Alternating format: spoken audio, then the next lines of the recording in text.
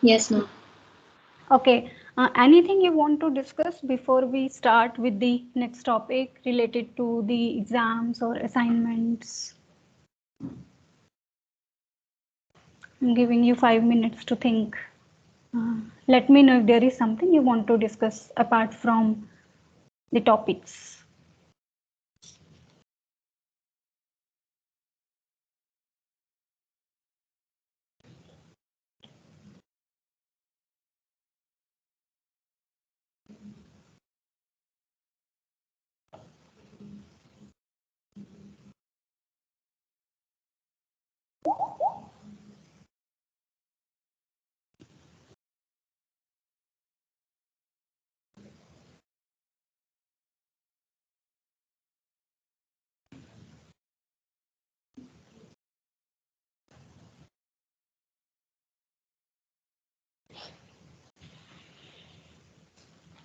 Nothing?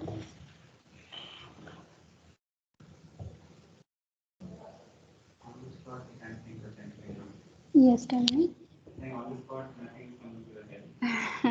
Okay, on the spot, nothing is coming. You can think about it and email me then in that case. Okay.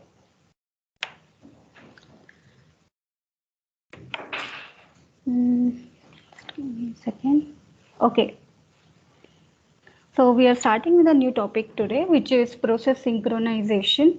I hope I have given you an idea about this before. So let's look at this story till now.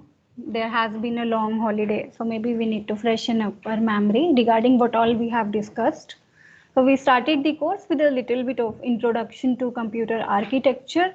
Then we started talking about programs. How do computer execute programs? And we realized that every program, someone there? Okay. So every program you can basically convert it in a process. So whenever you execute a program, it gets converted into a process. Every process has an image in memory where it sits with its codes, instructions and data. And your processor, it executes the instructions there one by one related to the particular process. And then we also, where was I? Everything is distracting today. Okay, so we were talking about your processor. It executes the instructions of a process one by one. And then we saw that it does not every time execute the same process to completion. The thing is, it toggles between the processes. So it executes a process, it executes some other process for some time, and it keeps juggling between the processes. That juggling is a pure overhead. So whenever we are doing that juggling, there is nothing useful which is being done. The processor is not doing any computation. It's just switching from one process to another, and that is done just so that every process makes progress. So everything is getting executed simultaneously. Okay. And then to make the things all the more complicated, we realized that these processes, they need not be always independent. They might need to talk with each other. They might need to share some data. So as an example, assume you are writing a software for a big system. It can be a library management system or something else. So you will be writing this program as certain modules, and all these modules, they will need to interact with each other by passing data, and that brought us to inter-process communication, which we discussed in the week preceding your minors. And then we saw that if there are certain processes which have to share a whole lot of data, then a better thing is to make them threads instead of keeping them as separate processes. So whenever we have threads, all these threads are going to share the same data. Okay, now comes the topic which talks about the problems of this data sharing. So whenever I have two processes which are sharing memory, or I have two threads which are again sharing memory. So how will threads be sharing memory? The data section of your process, it will be shared by all the threads.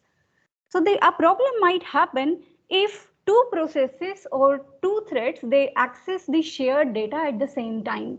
So there is some data in memory, it's being shared by processes or threads, and then there are two processes or two threads trying to access the data at the same time. And then I have a question here.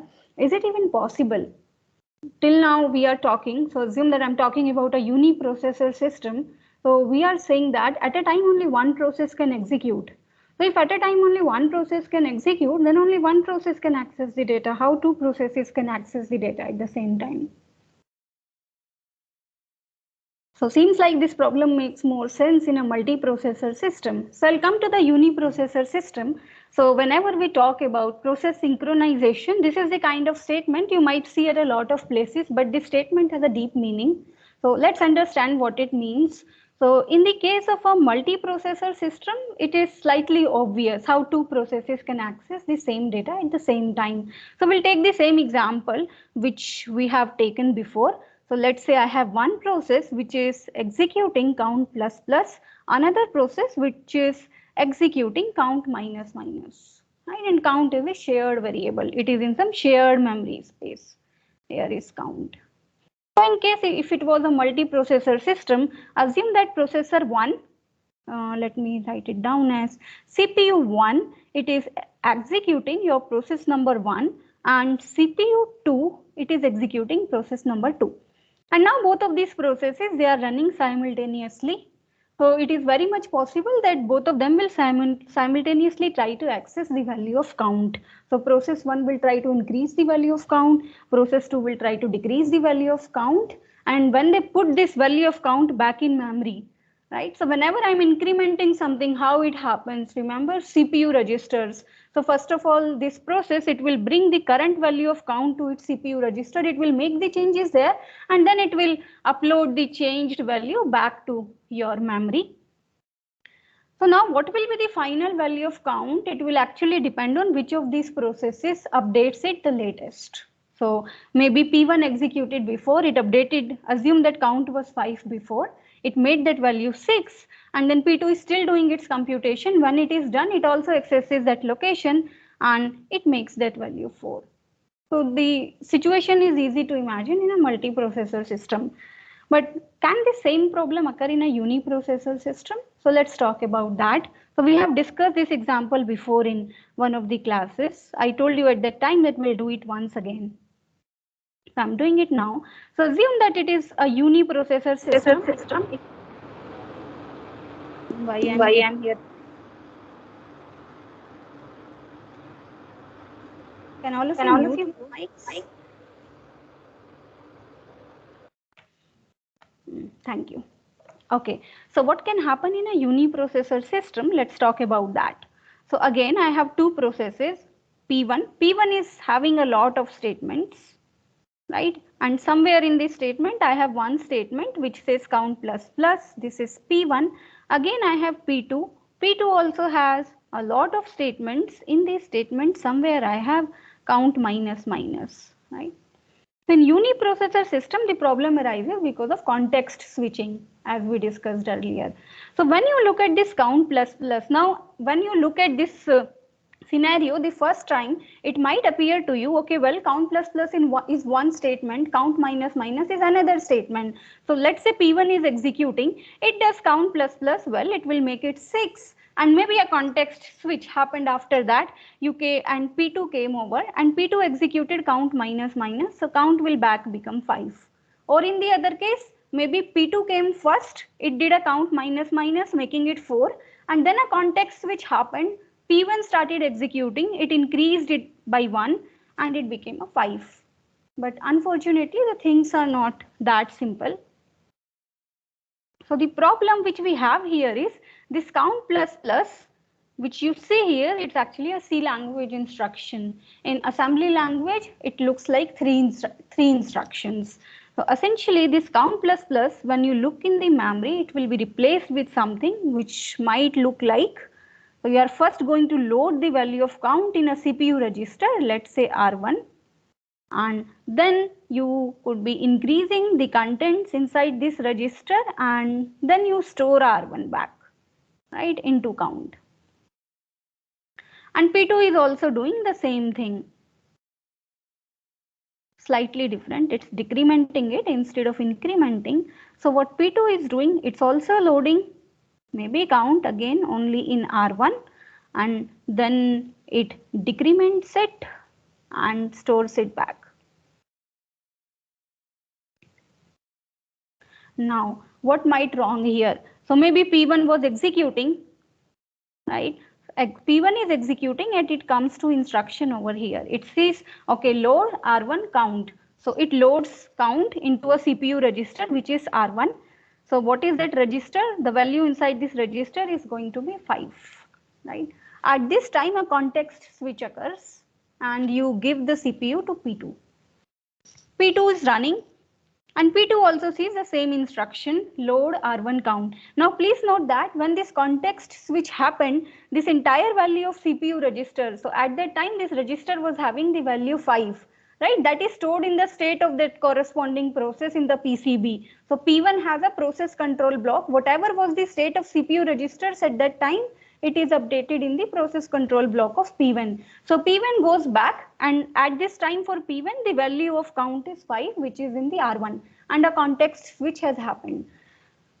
Comes P2, loads the value of count back in R1. Still the value of count is 5 in the memory. So P2 is going to take this value from memory, going to keep it in the register R1. The value is going to be 5. No context switch happens. Let's say at this time P2 executes.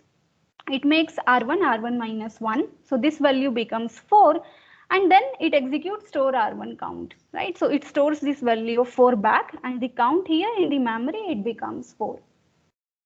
Now a context switch happens and we give the CPU back to the process P1. Now P1 comes. So see for P1, this load R1 count is already executed. So P1 has already read the value of count from the memory. At the time it was 5, it's not going to read it again. So for P1, the value sitting in the register is still 5. It's going to increment this value. It makes it 6 and it stores it back, right? So this time the value of count is going to be 6 here. So this particular condition, it is called a race condition. Now, you might be thinking, why are we making this example unnecessarily complicated? Somehow, if it's also a possibility that first all these 3 instructions will execute and then all these 3 instructions will execute. In that case, there won't be any problem. So if first these 3 instructions execute, count becomes 6, and then these 3 instructions execute, count back becomes 5. So there is a saying in computer science. So they say that if you suspect that something will go wrong, it will go wrong. So write your code according to that. Okay, a symmetrically opposite situation can happen here. So maybe if P2 was executing before, it executed its first statement and let's say that at that time you context switched to P1. In that case, the value of count you will see it to be 4 instead of 5. So these are the kind of synchronization problems you see, and we have to figure out a method to resolve them. Okay, anything in your mind? How can we resolve this? So what all we want is whenever P1 is executing any such section inside its code which has a shared variable, which has something to do with a shared variable count in this case, all the instructions, rather all the assembly language instructions corresponding to that shared variable, all of them should be executed at once atomically. Basically, there should not be a context switch when you are executing the instructions, right? So whenever I come here in this part of the code, or let's say in this part of the code which corresponds to count plus plus, when I'm executing count plus plus, there should not be a context switch. Similarly, for P2, when it is executing these 3 instructions here, or when it is doing count minus minus, there should be no context switch. How do we ensure that? So this portion of code, it is called a critical section. So as the name implies, something which is critical. So any section of your code which has something to do with a shared variable, you are accessing a shared variable, we call that portion of a code as a critical section. And a code can have multiple critical sections, right? So it's not necessary that I would be accessing count plus plus only at one place in my code. Maybe down 10 instructions, again there is a count equals to count into 2, and then after a lot of times there's a count equals to count by 2. So all those lines where I'm making some changes to count, all these sections, they become the critical sections. And the point is to execute these critical sections atomically. Okay, one more thing here. So there can be more than one critical sections, and there can be more than one critical sections belonging to different variables. So assume that there are 2 variables which were shared. One is, let's say, count, and other, let's say, is item, right? So here at a lot of places, I'll be executing, let me use a different color. So I have a counter and an item. So process 1, it will be accessing count at different places inside a code, and it will also be accessing this item at different places in its code. Same is true for any other process also. So some other process which is sharing this variable will be accessing count at different places and will be accessing item at different places, right? So here what my objective is, whenever P1 it is inside this critical section, right, a context switch should not happen. We'll see. So this is the first thing which comes to my mind. So my aim is all this part of section, it gets executed at once. So when P1 is doing this, no one should actually interrupt it. It should execute this particular section at once. Okay, let's say P1 was inside this section and P2 it was inside this section, right? Then there is no problem. Then I need not worry about, because these are two different variables. So you have to take care of this also. So whenever you have a critical section, it's variable wise. So if one process it is accessing, let's say, variable 1 which is shared, another process is accessing variable 2 which is shared, then there is no problem. The whole idea is they should not be in their parts of code which are accessing the same variable. Right. So whenever we'll be discussing this topic further, for now I will assume that there is only one shared variable. So whatever strategies we are going to come up with one shared variable, they are going to hold for multiple shared variables also. Okay, so coming to the first approach, I'm saying that when P1 is executing in the critical section, nothing should interrupt it. Basically, no context switch should happen, and I can enforce that externally. So what I can do is, whenever P1 comes true, so let me say here is this entire code and this part of the code is critical section. So when I'm writing my program, I know that here the following code, it actually uses a shared variable. You can explicitly disable interrupts in your system. So what are interrupts used for? Interrupts are used for, so whenever, see, every millisecond, every few milliseconds, you have a CPU scheduler which runs, right? And it can do a context switch. So when you disable your interrupt, the scheduler won't run for that time, right? And no context switch will happen during that time. So whenever I come here, I'm going to disable the interrupts. It means that when I'm executing in this portion, a context switch cannot happen. After I'm done, I enable interrupts, right? After that, kernel can interrupt, the scheduler can run, and it can give the CPU to some other process. We can do this, but this kind of mechanism, it has a disadvantage. So the disadvantage is, sorry? There has to be time limit while that the process can run. I'll have to remove this down. Suppose you have a important process running for way too long. It will be the same scheduling problem that we had. Suppose the CPU can't interrupt for too long, then the other process will start waiting. Exactly. We have a time limit for that. So yes, so that can be a problem. So what I gather from this is, what you said is, so what if this critical section is like too big and it's take a whole lot of time to execute it? So I have disabled the interrupts in my system for a long time, right? And that is the reason why user processes are not even allowed to do this. So if you are writing a program which is on user level, you cannot do such things. Otherwise, in my C codes, I'll always do that, right? If I want explicit attention to my code, each code will start disabling interrupts, and it will not let the context switch happen. So you can not use this strategy for the user level programs. And another problem here is, if you think about it, it will work for a single processor system, but it will not work for a multi-processor system, right? Because you are disabling the interrupts on a particular processor. There are other processors which can still run that other program which is also accessing the same memory, right? So we'll have to think of some other approaches, and those some other approaches are actually very interesting, and they are, you write a piece of code in your programs which are sharing the memory such that this thing does not happen. And how can I even write a program for that? So I'll explain this with the help of an example. So these solutions, they are called the software solutions. You do not rely on your operating system. You yourself smartly include such kind of instructions in your program that it enables the thing that only one process executes its critical section at a time. How do we even do that? Okay, before that, yes, one more thing here. So in this software solutions also, what we'll be doing, so here is this critical section of my code where I want all the instructions to be executed at once.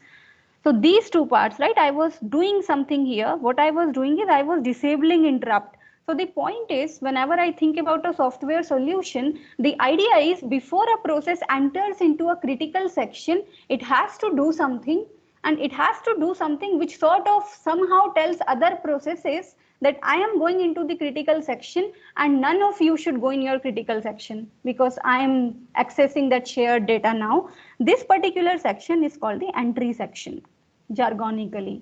Basically, you should have a mechanism here which sort of tells everyone else that you don't go to your critical sections, I am about to go. And then after you are done, you should again somehow announce to the other processes that yes, I am done accessing the shared variable. Now, if any of you want to go and access into your critical sections, you can go ahead. So this particular section is called the exit section. At this point, one more thing. So this question is asked in interviews multiple times where they'll ask you what exactly is a critical section, and most of the times, according to some blogs, like 70% of the students, they answer it wrong. So as our discussion will move forward, you will start feeling like critical section is sort of some place, right? And at this place, I want only one process to be inside this place at a time. So they sort of get a notion like critical section is some code which is written in operating system and only one process sort of gets to access this at the same time. So it is not so. Critical section is individual to a program. Every program will have its own critical section, and those critical sections can be totally different, right? Like we saw, count plus plus is one critical section for one program. Count minus minus is another critical section for some program. It's just a section of text. It's just a section of instructions. Right? Okay. So moving forward, what can we do as a first thing here? So when I was studying this, so these solutions are like slightly involved. So I was trying to think of some nice analogies with which these can be explained. So see, the whole point is that if one process is going into a critical section, into its critical section, other process should not be allowed to go inside its critical section. That's the whole point. Even forget about the context switch here. I'm only going to keep one thing in my mind. Okay, I'm going to go inside a critical section. No other process should go in their critical sections during that time. And how do we enforce that?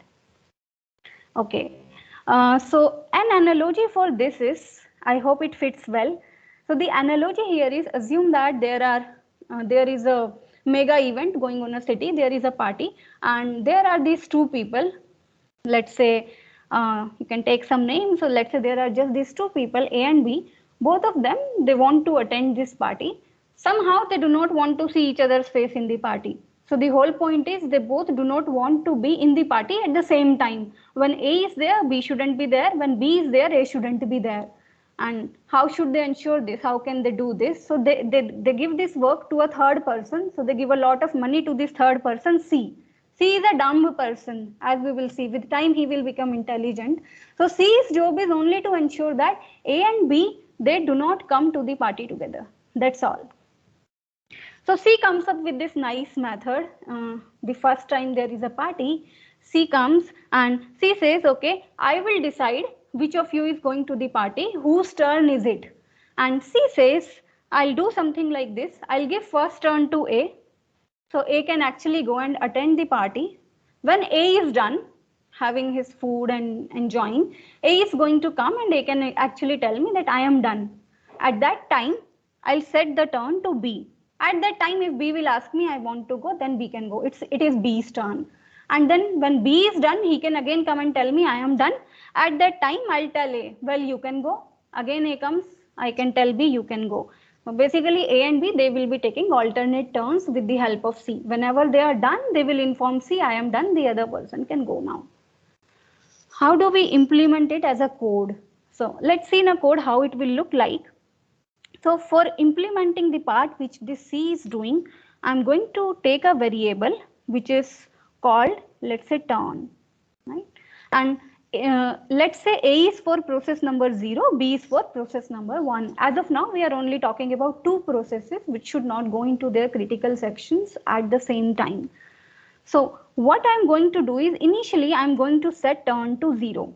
The idea is initially P0 can go in its critical section. Okay, what P0 is going to go, what P0 is going to do, rather let's talk about P1, right? So what P1 is going to do, it has to wait till turn becomes 1, right? Till C does not announce that it is your turn, that you can go in the party. How do I implement that? I implement that with an infinite while loop. So I say in P1, so this turn here, note that it is also a shared variable. Both processes P1 and P2, they can access the value of turn here. So what P1 will do, while turn equals to 0, and please note that there is a semicolon here. So this, what does this semicolon indicate? So this while loop, it has no body, it just has a semicolon. So what P1 is doing here, till the value of turn is 0, it is just looping here. It cannot come out of this while loop. This condition is satisfied, right? Turn is 0. So it checks, okay, turn is 0. It can't move forward. It's just like a while body with an while loop with an empty body. You can imagine it like that. So it's looping here till the value of turn is 0. As soon as the value of turn becomes 1, P1 can go and it can execute in its critical section. So this is the critical section of P1. After it is done, it has to inform C back, well, yes, I am done, and now if P0 wants to go, he can go. So after it is done, it sets turn back to 0. And I have an exact symmetrical code for P2 here. So what P2 does, while the value of turn is 1, it keeps waiting.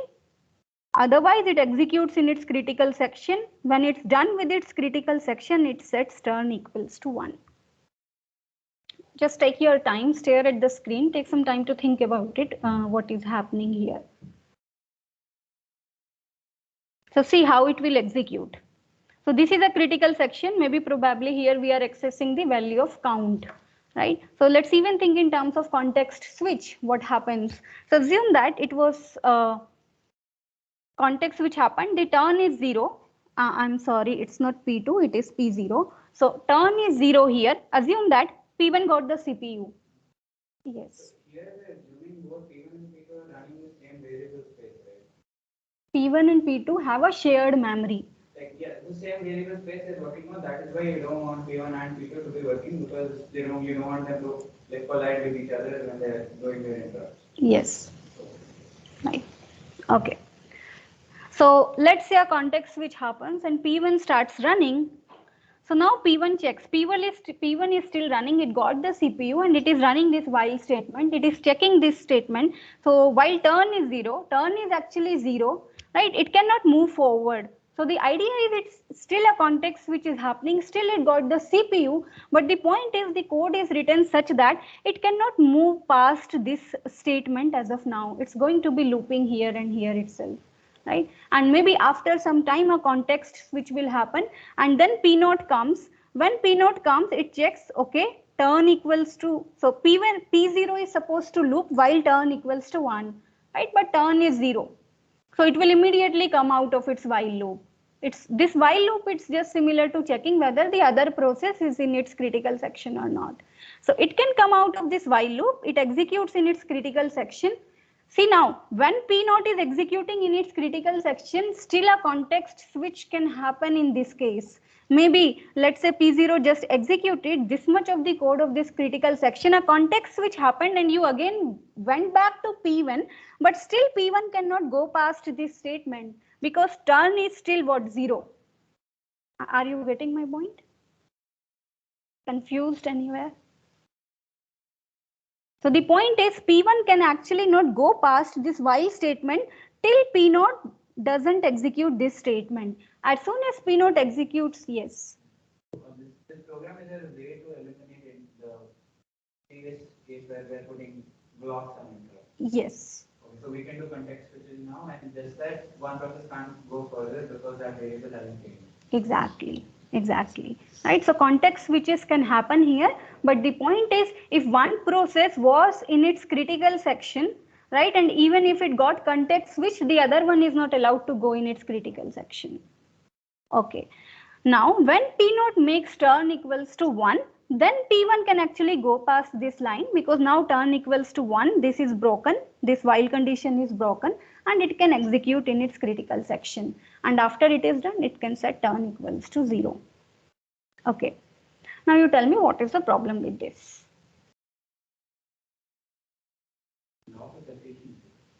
Loss of efficiency, yes, correct. So P1 is, whenever I do a context switch, P1 is just running, right, while turn equals to 0. It's still just checking, it's still looping, right? That's just like, yes, so it's not doing any useful work there. Okay, what else? There's a more basic problem with this. So think in terms of this analogy here. What this guy C is doing, it's keeping track of whose turn is it, right? So when A is done attending the party, it says to B, well, you can go. When B is done attending the party, it says A, you can go, so on and so forth. Right? So assume that B attended the party and B came back. Let's say it's like a day-long party. B went at 3 p.m. B came back. So C told to A, well, you can go, but A has slept. Right? A is not there at all. A no longer wants to attend any parties. B want to go again. So B has to keep waiting. Get the idea here? So if you sort of draw it in terms of a timeline, so let's say this is the time here, and this is the process P0, this is the process P1. Let's say P0 wants to access shared variable once here and one after a lot of time, and P1 wants access to this critical section like very frequently. So P1 is the one who is making a whole lot of changes to the shared variable. P1 only accesses it once in a while. So what will happen? P0 executes once, right? If you go with this example here, so P0 executes once and it sets turn equals to 1. So now P1 executes and it sets turn back to 0. Right, and P0 is not there for a long time. So there is no one actually who can set turn back to 1. P1 can only execute when P0 again changes back the value of turn to 1. So it actually keeps waiting till this time, or worse, even if P0 is not even accessing the shared variable, again P1 is completely lost. Right.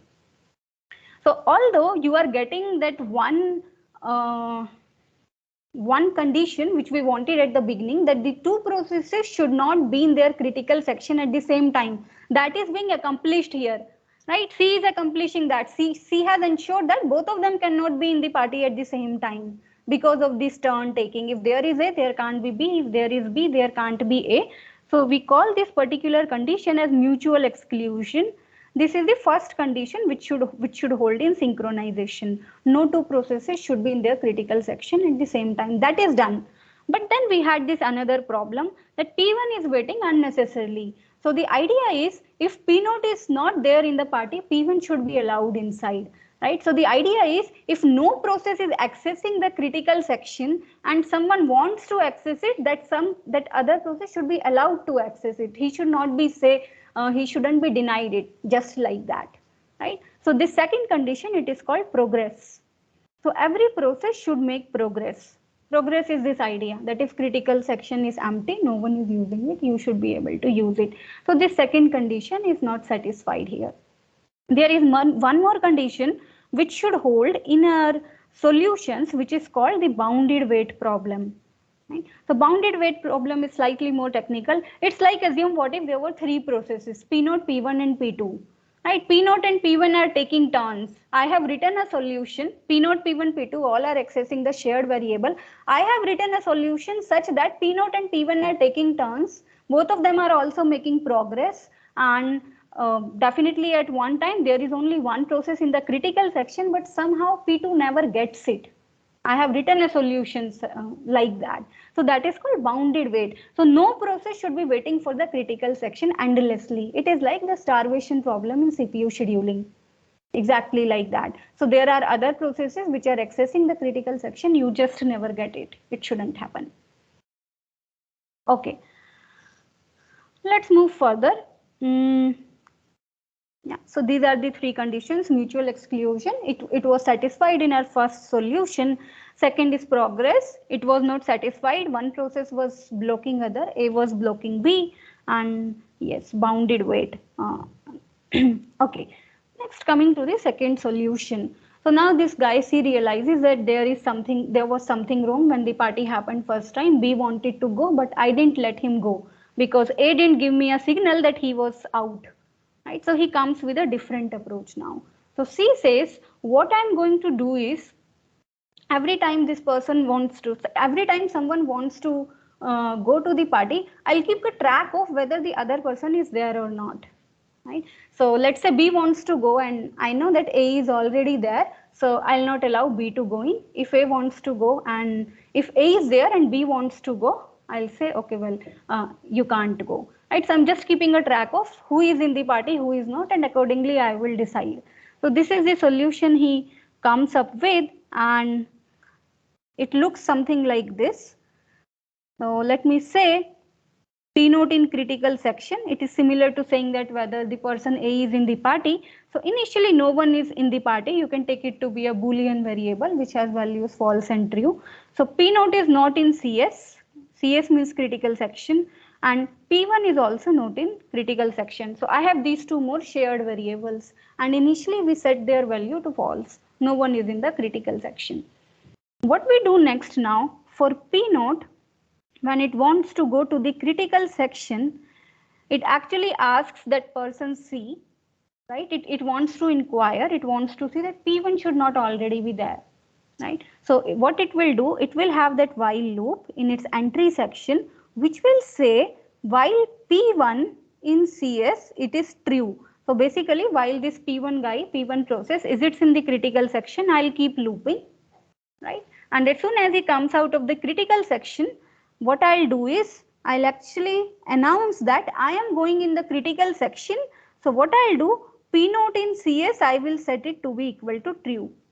Right? So I am going in the critical section now. I'll execute in the critical section, and once I am done, I'll announce that I am no more in this critical section. So I'll set this value to false. P1 also does a similar thing. So P1 says, if P note is in critical section, I'll keep waiting. Otherwise, I'll announce that I am going in the critical section. I'll execute my critical section, and after executing, I'll say P1 in critical section is false. I am done. So generally, whenever you'll see these implementations in book, you will also see one more while here, one more while one here circling this entire thing. It will look something like this. So the reason is these processes can go in critical section any number of times. So they put this entire block inside a loop. So this thing can be executed as many number of times as possible. Okay, you need not care much about this outer while loop. Okay, what can be the problem in this approach here?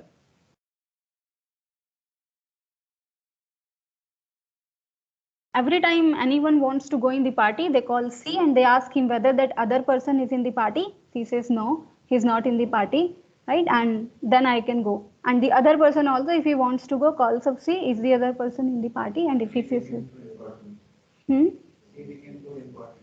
C is important here. C is nothing but these two shared variables here, right? With the help of C only we are doing everything. So what can be the problem here? So whenever you have to figure out what is the problem with such approaches, just try to execute these instructions and try to do some context switches on your own. You'll soon realize what is the problem. Execute one statement this side and assume that a context switch happened and I started executing one statement here. A context switch happened, I came here, started executing second statement. Do that and see if you are able to figure out the problem here.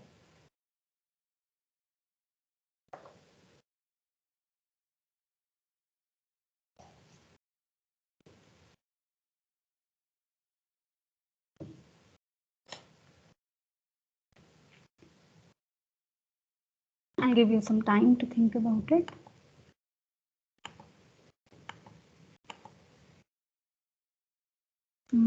Anyone online, you can also answer.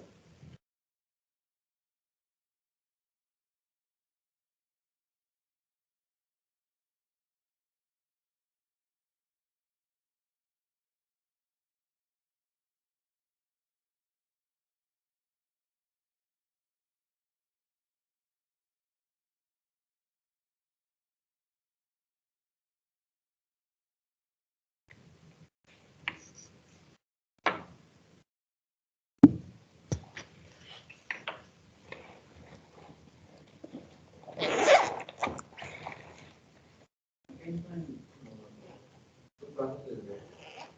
Initially, P1 is false in both. Initially P1. It's false in both. The shared space in P1 is false. So process 0 starts, and P1 wants to go in. I won't make changes to, I won't write P1 is not in it until the end of it. Now if I do a context switch, in the other procedure also, I can again send P1 in. So it is redundant. I'm sending in 2 times, I'm sending P1 in the process. Come again, step by step. So P1 is false, right? P1, this thing, P1 in CS I is. want to send P0 first.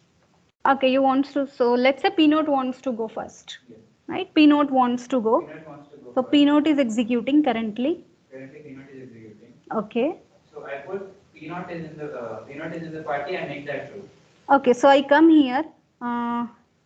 So this loop immediately ends, right? Because both the values are true. So P note sets this P note in CS to be true, Yes. right?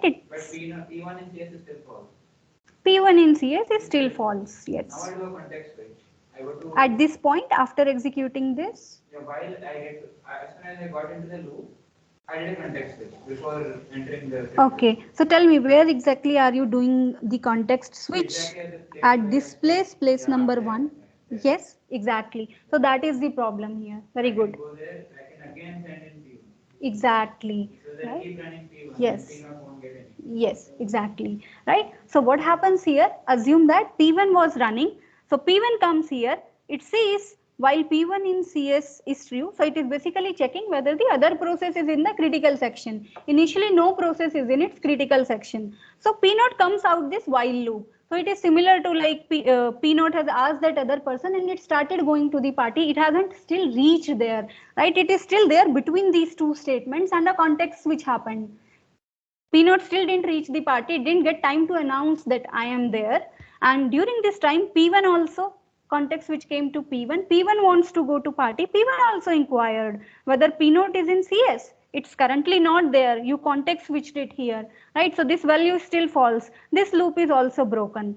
And now once you are past this while loop, basically both the processes, they are out of their entry sections and they can execute together. Right? So P node can also execute here, P1 is also executing there, right? So the very first condition is broken here. There is no mutual exclusion in this case. Okay. Now again this guy he realized, okay, still there is a problem. I'll come up with another approach. So previously I was asking whether you are there. Now he's saying, okay, I'll ask them whether you want to go or not. So if P1 wants to go, I'll stop P1, and if P1 wants to go, I'll stop P0, something like that. So he comes up with this approach now. I'll check something else. So what P0 will do, I'll have I'll again have two variables. So now I'll have whether P0 wants to go instead of whether it's already there, and initially maybe no one wants to go, and if P1 wants to go, initially both of them are false. Now when this P note is running, whenever it's about to access critical section, it can say yes, well, I want to go. So it will set P note wants equals to true, right? But it will check for P1 also, right, whether P1 wants to go or not, and it will have a while condition here. While P1 wants, if it is true, I am going to wait. Otherwise, I'll execute in my critical section and I'll set I no longer want to go. What if both of them want to go? Hmm? What if both of them want to go? will come there. What if both of them want to go, right? That is the problem. So if P1 also wants to go, it's doing the same thing. So while P0 wants is true, I'm going to wait. Else I execute in my critical section and I set P1 wants equals to false. Right? Okay. Now the problem is, what if both of them want to go? Right? P0 wants to go. It says, okay, I want to go. It said P0 wants to be equal to true. A context switch happens. You come to P1. P1 says, I also want to go. It also makes it true. Now both the values are true. Now P0 wants to go, but P1 also wants to go. So P0 is waiting on P1. It's P1 is waiting for P0. So none of them is actually able to go. So this solution also fails. And this condition, it is called starvation. Now, my question to you is, can you sort of merge all these strategies which we discussed and come up with a strategy which makes everything okay? We can do a thing where instead of asking or telling, what if when another process wants to go in, C1 runs into the process, checks, comes back, and then lets the other thing go. At this point, C1 is being proactive, not reactive. It is like asking and telling. So, what if you the process is running and then P1 wants to go in. So you go and check, like C goes and checks whether P1 is there, and then comes back, tells that it is in the thing already, so don't go now. So you go into the process, check, come back. I don't know how that can be written in code, but Okay, you are quite much right on the path. So we'll see how we write this in the code. So what I'll say to this guy C is, so what the next strategy which we are going to do, which will solve everything, is what C will do. So whenever this A person wants to go, right, is asking C, I want to go, C will say, okay, wait, let me check on B, right, let me check on B first. If B doesn't want to go, then you can go forward. Right, so it's just like how it normally happens in an examination hall when someone wants to go out. We first check whether someone is out already, something like that, right? So this person C will say, okay, wait, let me check on B. If he wants to go, then you wait. If he doesn't want to go, you go ahead. And similarly, whenever B wants this, whenever B wants, C does the same thing with A. Right, so tomorrow we'll see how do you write that in code and how does that ensure that all of your conditions are met. And this solution is actually the first one which you will see in your textbooks. It's called the Peterson solution. Peterson is probably the name of the scientist who came up with this solution. Okay, I'll stop here. We'll start with the Peterson solution tomorrow. Any questions? Okay, so about today's lab. So our next lab, it's going to be on scheduling policies. So we have implemented the basic scheduling policies till now. So this next lab, it is slightly challenging. So I'll give you a manuscript to read. There is a scheduling policy for a multiprocessor system. Right? There are two algorithms there. So one is called HEFT heft. I'm not going to tell you the full forms as of now. It's for heterogeneous processors, and other is called CPOP. Right, so both of them are there in the manuscript. I want you to implement only the first one, heft. Right, so I'll give you the manuscript before the lab session today. This lab will take you some time, so I'm going to give you 3 weeks for this lab. It's engaging one, and you can do it in groups. You can do it individually, or you can do it in the groups of 2 or 3. Right, I'll give you time till this weekend to decide on the groups and tell me. I'll circulate an Excel sheet and there you can write the names of your team members. Right, so as of now, just start reading the paper, just try understanding what is happening there. It will take you some time, but it will also develop your reading abilities. So reading a textbook is quite easy. Reading a paper is slightly difficult. Right? You can leave out lines in textbook and you can still understand the next block, but doesn't happen with the paper. Okay, so I'll stop here. If there are any doubts, you can type in the chat window, or those who are online can unmute yourself and speak.